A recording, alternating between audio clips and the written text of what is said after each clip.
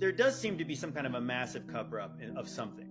The earliest pictures we have of like these big cities are like from like the 1850s, and they're these massive cities, and they look very similar than they do today, actually, except for more grain looking, massive buildings, and there's like hardly any people out on the streets, like nobody. And sometimes in many cases it looks like muddy streets, and it's like, okay, so where are all the people at? It's very odd to have a giant city like that with no people. And then when you start to see people later in, like, sometimes you have these early videos of like these cities like Paris and London, and all of the people are all dressed really nice, like dressed to the nines, like aristocrat looking people. And then you're like, that there's just something so off about this. Like I can't really kind of put my finger on it, but something's really off. And then you start to see the orphan train thing, and you're like, okay, so wait a minute, these things have to be related. And that's why I started to make the connections, like, wait a minute, the people who are dressed like that were not working in factories, right? They weren't working in fields, they weren't working in factories. These people look very rich.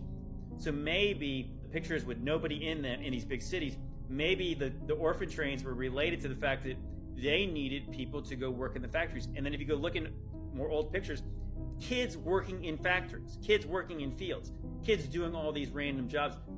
And then you see the insane asylums. Okay, so between like 1860 and 1929 in America, there's 250,000 kids on orphan trains. Again, the population is much bigger now. That number is huge now. It's way bigger then. And then there was 150,000 people in insane asylums. Okay, so the math actually makes sense, like that, were these the parents of these kids? And then the kids get shipped all around the world, all around the country, at least here. And I know it was a worldwide thing. And then you see like the things. So there's like 0 insane asylums now. There was like 1,500 of them in like 1900. There's like 0 orphanages now. Like all these things that are just, they don't have them anymore.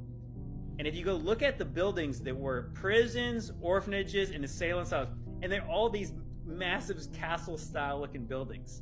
You ever notice that? Yeah. It seems very clear to me at this point that those buildings were repurposed. Because you would not build a castle and then turn it into a prison. You would not build a castle and then turn it into an insane asylum or an orphanage.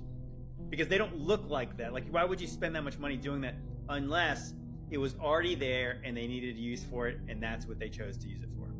If you believe kind of the mud flood story, and even if you don't believe, if you're not a Christian, you don't believe in the whole little season idea, you have to believe that the controllers, or whoever you want to call them, literally burned cities down, murdered people, threw people into insane asylums to hide stuff. They literally burned down the best buildings you've ever seen, that we've never seen, I guess now. You know, the best buildings ever created in order to hide something. So what could they be hiding? I think what seems very clear and obvious, it's something you could not even imagine. Like, it's bigger than you can even imagine. Because that's the only reason people would do that, right? Am I wrong? I mean, like, you're talking about a worldwide thing that this happened in order to cover up something. And the history books don't write about the reason for all the mud. They don't write about all this stuff. Yeah, there's nothing deeper. This is like the very bottom of the rabbit hole. There's nothing deeper than Little Season, than what happened in the 1800s and 90s. There's nothing deeper than this, because this explains everything.